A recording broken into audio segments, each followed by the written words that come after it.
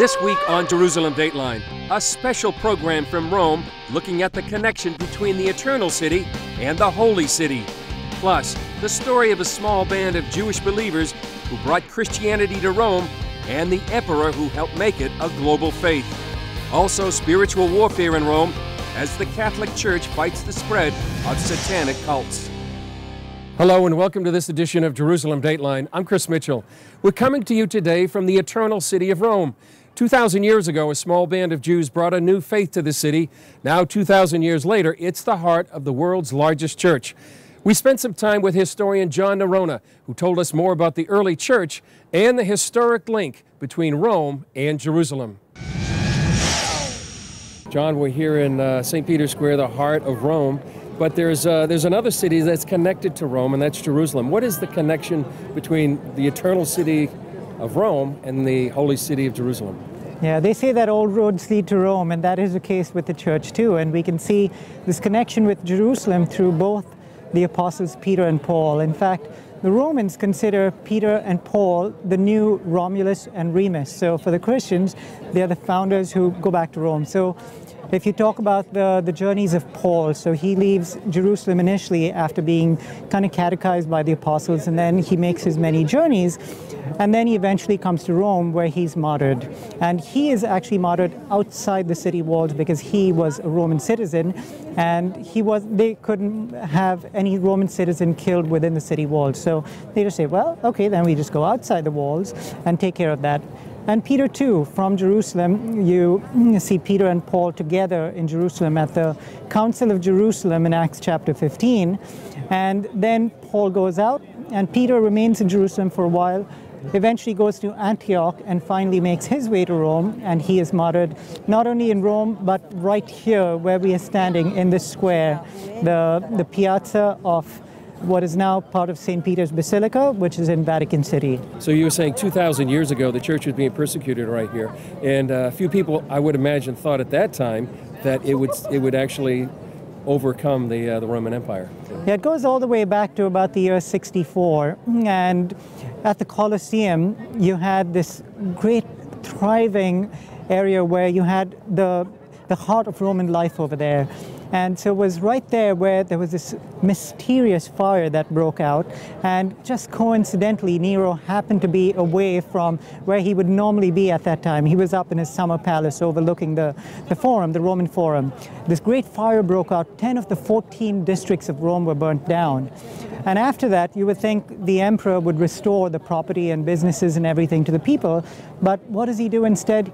He acquires all of that land for himself. So for Americans, you can imagine Times Square being taken over by the president or someone to make a gigantic Domus Aurea, the Golden Palace, with such extravagance that no one had ever seen before. And so the people were about to begin an uprising. And so what did Nero do? He needed a guinea pig. He needed a scapegoat. And so he was wondering who he could use, and he thought, oh, I have the perfect solution, these Christians, because people knew about the Jews who had been around for a long time, but the Christians were a new sect. And they practiced these funny rituals in a clandestine ceremony. It was called the Mass, and they would talk about eating flesh and drinking blood, and they wouldn't allow others to come into this special ritual unless they were catechized, And so for the Romans and Greeks who were used to just kind of adopting all the gods, it was really strange that these Christians refused to give homage and offer sacrifices to the Roman pagan gods. And so he knew that it would be the Christians would be an easy target. And so the Christians had to go through such horrific persecution. So they were actually tied up and nailed to crosses and were crucified, and also had tar and pitch put over them and were lit up as torches for the gardens of Nero, including for the streets of Rome. And these were such horrific means of persecuting the Christians that even the pagans began to sympathize and see that there was something to these Christians who had this faith in a Lord and Savior who they kept calling out to, who seemed to give them the strength to endure this with this courage and the sense of joy that they could share in the sufferings of their Lord and Savior Jesus Christ. And that's why you had Tertullian later write that the seeds of the church were built on the foundation of the blood of the martyrs. And so these same Christians who were persecuted ended up being the beginning of the church. So among those Christians were also the leaders, Peter and Paul. John, you know, the Romans were famous for building arches about their victories, and behind us is the Arch of Titus. Why is that so significant in terms of Jerusalem? Yeah, these are arches of victory which were given to generals or emperors who won special battles. And this was given to Titus for his special victory over the Jews that were a thorn in the side of the Romans for a long time. So Vespasian sent his son Titus in the year 70, and Titus managed to not only sack the city but also destroy the temple as Jesus had predicted. So what's the famous relief on the inside of the Arch of Titus that depicts the victory over Jerusalem? On the inside you have two reliefs, one on either side. On one you see the victorious procession of Titus with the Jews who were prisoners of war and the menorah as his victory sign. And on the other side you have a symbol of the Roman god Nike and Roma, symbols of the Roman pagan gods, because back then they believed that while they fought on earth, the gods were fighting in the heavens. And so it was the idea of the one with the more powerful gods had this victory in battle on earth. And it was kind of the Romans trying to show, well, see, our gods are more powerful than yours. But from the ruins of the Forum, we know who had the final say and what is still standing, which is the church and not these stones. John, we're overlooking the Colosseum. It's kind of magnificent, but what's the relationship with the Colosseum in Jerusalem and Rome? The precious booty that they got from the temple, they bring back these prisoners of war. So it was both the spoils from Jerusalem as well as the prisoners of war that were used to build this very impressive structure. So it began about the year 69 AD, but was completed only under the son of Vespasian, who this arch is dedicated to, Titus. And so this was the spectacular stadium where they would have all their shows. And very often it was the Christians, along with the prisoners of war and the gladiators, who would be the victims of their shows. Overall, how do you see the connection between these two major cities in Christianity, Rome and Jerusalem? Yeah, it's fascinating to see how you have Christ, who is the King on earth, who comes to save his people by dying on the cross for us. And that's really reflected in Philippians 2, where it speaks about God who wanted to save us by taking on the form of man. And then he could have come as a king or an emperor, but then he comes as one who is the most lowly among us. And then he dies a death that is the most humiliating form of death, through which he is given a name above every name. As opposed to the Romans, who got this fame and their power through the sword and through their wealth and through their riches. And so these buildings were a sign of their power, because you could imagine the enemies of Rome looking upon these great buildings like the Colosseum and the Pantheon, thinking, if these people can build these grand structures, we aren't going to have anything to do with them. And so you see the sense of power through grandeur and through wealth and through standing armies, as opposed to the power of Christ, who came on to take on the lowliest of forms in order to be the sacrificial lamb. And now you see the Forum in ruins, but the Church of Christ still stands. Up next, the story of Constantine, who had a vision and transformed an empire. Hi, my name is Breda. I'm just your typical 9-year-old. I love singing, dancing, reading, discovering the simple truth. My grandpa says you're never too young or old to learn the value of a dollar. He taught me the true value of this paper dollar. You see this little gold coin? It says $1 on it.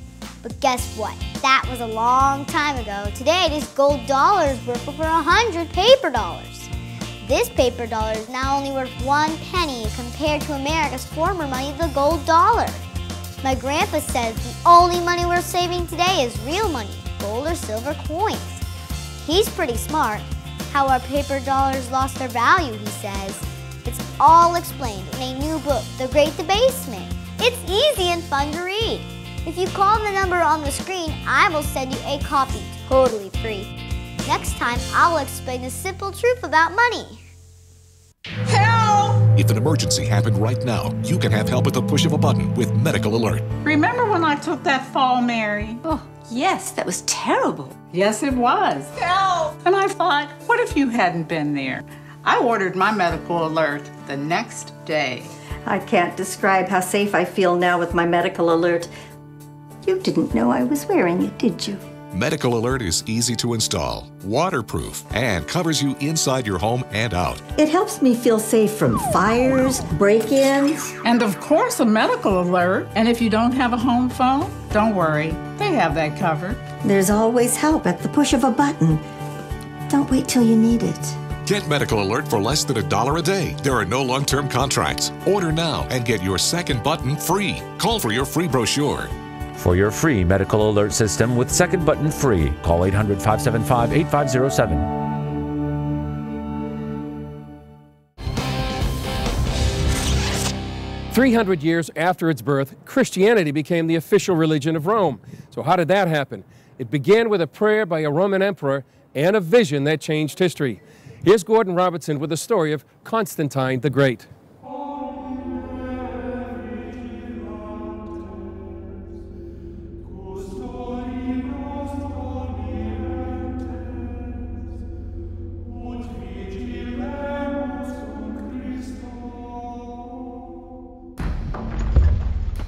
Once the greatest power on earth, Rome in the 4th century was on the brink of collapse. Well, put it this way, 20 out of the 22 emperors were assassinated. So it was a terrible topsy-turvy time. 2 co-emperors fought for control, Constantine in Great Britain and Maxentius in Rome. The empire was ravaged by war, poverty, and the persecution of Christians, the bloodiest in history. When Christians are under duress, they certainly stand up for the faith magnificently with God's help. And the result is quite dramatic. And Christians in Rome were about to find a champion in Constantine. There is no question, but he felt, believe it or not, called by God to Christianize the Roman Empire. Constantine decided the time had come to overthrow Maxentius, the man he called a pagan and a tyrant. The year was 312. Maxentius is probably the incarnation of everything evil. He was a terrible, terrible emperor. He consulted witches and wizards regularly. He liked to augur the future by various foul means. One included, this is hard to believe, ripping open the bellies of pregnant women and checking out the fetuses' livers for clues as to tomorrow. Horrible things. Constantine's army battled through Europe, defeating the forces of Maxentius. On October 27th, they were poised to invade the city of Rome. Constantine camped here, 9 miles north of Rome. His army was outnumbered 4-1. So he prayed to God for help. And here in this field, he had a vision that changed the course of history.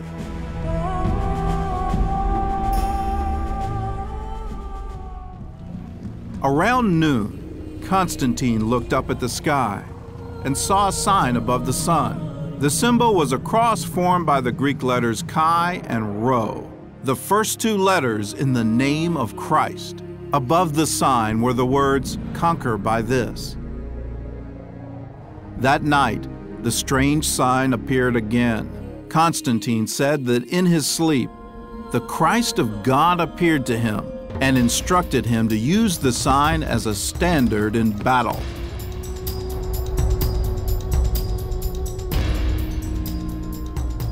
The next morning, Constantine ordered his soldiers to mark the symbol on their shields, and under the sign of the cross, they headed for Rome.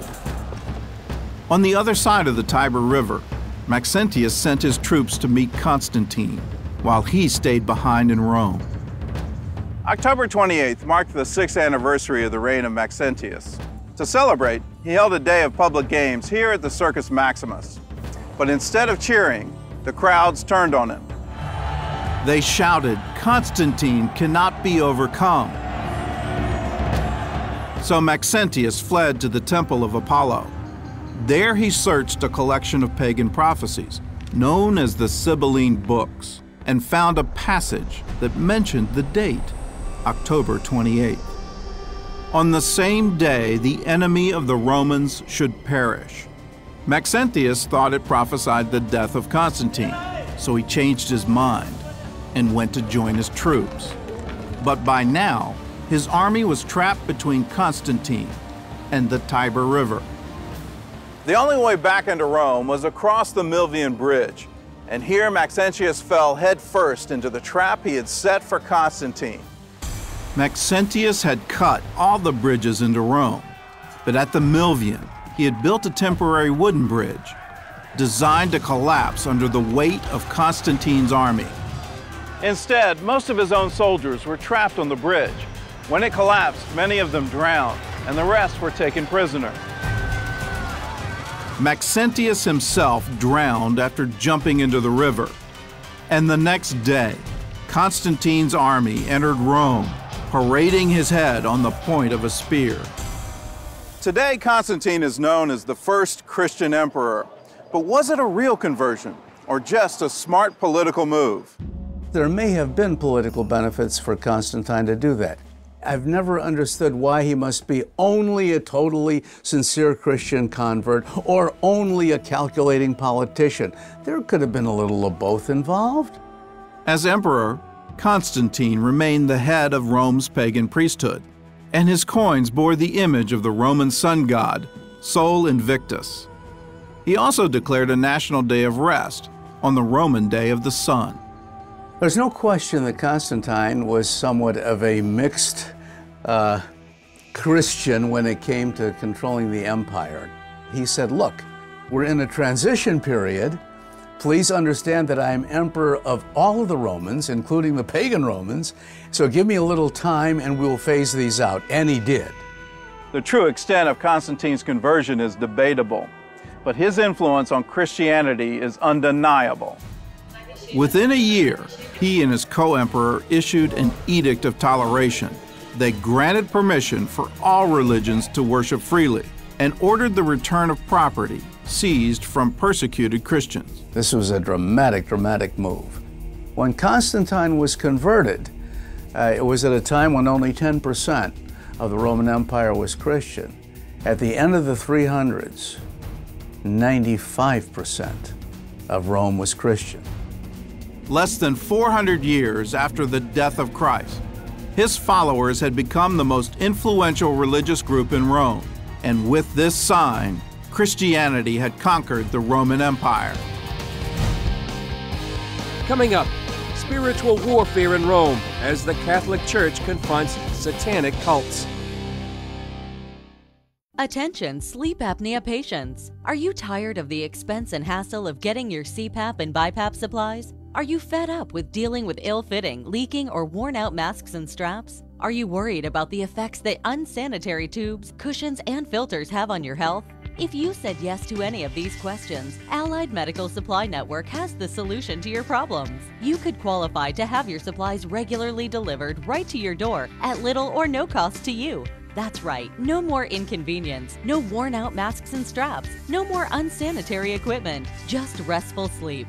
Call Allied Medical Supply Network today to determine if you may qualify to receive your fresh, brand-name supplies at little or no cost. Don't delay. Call us now to see if you are eligible to save money on regular delivery of your CPAP and BiPAP supplies.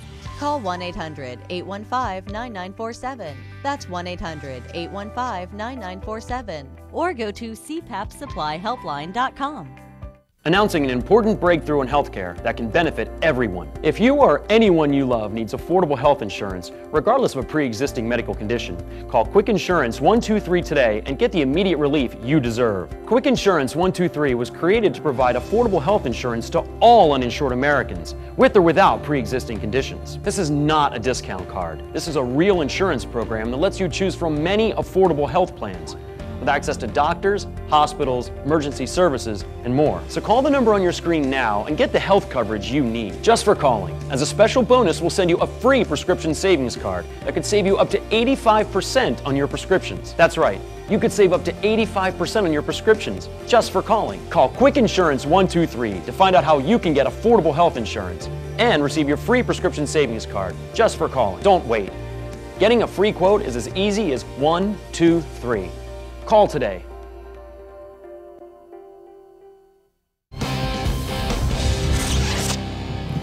For centuries, Rome has been the center of the Catholic Church. Today, Rome is also the epicenter of a growing number of satanic cults. But the Catholic Church is fighting back. George Thomas has that story. In this predominantly Catholic nation,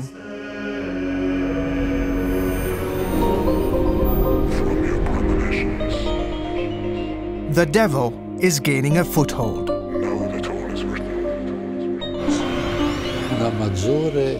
There is a greater openness towards the devil. In fact, Rome has been called the most Satanized city in Italy. Satanism and the occult are in fashion. There are an estimated 800 satanic cults operating in this country, with more than 600,000 followers. And their numbers are growing. The devil's diabolical influence is growing in so many areas of our society. He needs to be driven out. Leading the battle to drive the devil out of Italy is 82-year-old Father Gabriel Amorth. This is the room where I do my exorcisms. In a small room not too far from the Vatican, Father Amorth uses the practice of exorcism to drive out the devil from possessed souls. If a person is not violent, I let them sit in this armchair, and I do the exorcism here. If they're violent, I lay them down, and if necessary, I also tie them down. Amorth is the Vatican's chief exorcist and the driving force behind the Catholic Church's renewed campaign against the devil. He shows us where he works, but refuses to let us tape him confronting Satan. I also use oil. It's the oil used for Mass, the same used in a baptism, and I've seen that it works. Amorth says exorcism is God's true miracle to confronting the devil and his handmaidens. Medicine and science have cases they can't solve, but which are instead solved by exorcism. Inside the halls of the Vatican, there is so much concern about the devil's influence on this country that it has started offering courses on exorcism. Pedro Barrajon, a professor of theology, is teaching some of the exorcism classes. Our bishops need to know how to confront the devil. They need to know how an exorcism is conducted and how to help set people free from the influence of the devil. Italians got a taste of the devil's influence a couple of years ago when 2 teenagers were stabbed, bludgeoned, and buried alive here in the woods northwest of Milan. Members of a heavy metal band named the Beasts of Satan were convicted in the double murder. One of the victims was allegedly killed because she resembled the Virgin Mary. Despite the fact that the presence of the satanic world is fairly widespread, we only knew of rituals where animals were slaughtered. As to rituals involving human sacrifice, this was the first case. Since then, Italian authorities have been grappling with a string of murders linked to devil worship. The Vatican now has priests working alongside law enforcement officers to tackle a wave of satanic crimes. We invite the police to sit in on the exorcism classes so that they can understand the spiritual and theological dimensions of this phenomenon. Many Italians are forsaking priests for magicians, fortune tellers, and faith healers. It's a multi-billion-dollar industry that employs thousands of practitioners, like Sensitive Mariano. Sensitive Mariano, whose real name is Salvatore, claims he received the powers of healing and prophecy as a child. Today, he performs an exorcism on Esperanza, a troubled housewife whose life was falling apart until she saw Mariano on TV.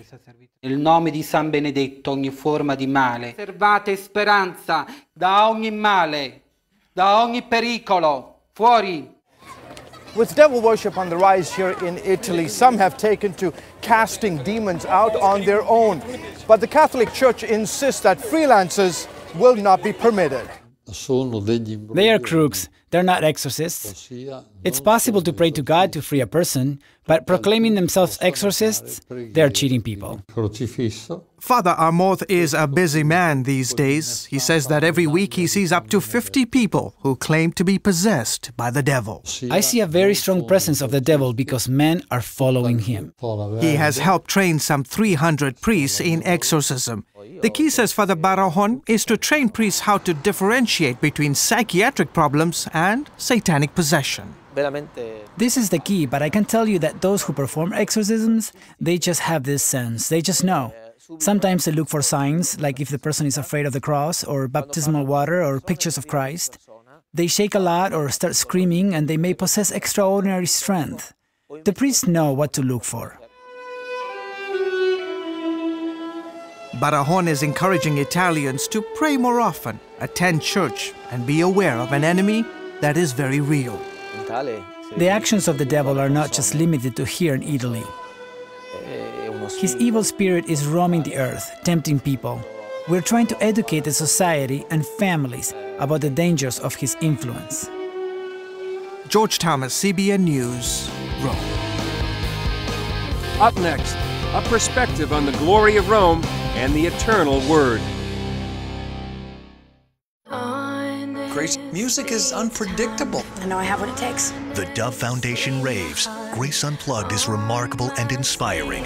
This is not about the music, it's about everything else that goes with it. Dad, were you watching me? A moving and meaningful film. This book, his words shook me. It was like my whole world. That parents and teens should see together, says Focus on the Family. What are you gonna do? You're gonna drag her back home? Yeah, I might. I think maybe you're fighting God. Just stop running. Grace Unplugged, rated PG, now playing. If you had a choice between going bald and a full head of hair, which would you choose? Advances in medical science have resulted in the world's first and only permanent solution to hair loss. Yes! You wash it, you cut it. It's your own real, naturally growing hair. When it comes to hair restoration, no one in the world has more experience than Bosley. The results look completely natural and are affordable on nearly any budget. But the entire process can't be explained in 60 brief seconds. So to find out more about this clinically proven and permanent solution to hair loss, call now to receive your free no-obligation information kit. It'll answer all of your questions about hair loss and hair restoration. Plus, we'll also send you this $250 gift certificate just for calling. Every day you wait, you're losing more hair. So don't put it off any longer. You owe it to yourself to find out the facts. Choose hair. Choose Bosley. Call 800-868-9957. That's 800-868-9957. Grace, music is unpredictable. I know I have what it takes. The Dove Foundation raves. Grace Unplugged is remarkable and inspiring. This is not about the music, it's about everything else that goes with it. Dad, were you watching me? A moving and meaningful film. This book, his words shook me. It was like my whole world. That parents and teens should see together, says Focus on the Family. What are you gonna do? You're gonna drag her back home? Yeah, I might. I think maybe you're fighting God. Just stop running. Grace Unplugged, rated PG, now playing. Rome is a unique city, steeped in history and in the Bible. Just behind us is the place where Paul was put in prison for his faith. The glory of Rome may be gone, but the book that he wrote, the book of Romans, continues to have an impact around the world. Also near here is a marker that Roman engineers put down, where they measured all the roads throughout the Roman Empire. That's where the expression, all roads lead to Rome. It was literally true. Now, 2,000 years later, all roads are leading to Jerusalem, according to many people, whether diplomatically, politically, or spiritually, where history's final chapter will be written. Well, that's it for this edition. I'm Chris Mitchell. We'll see you next time on Jerusalem Dateline.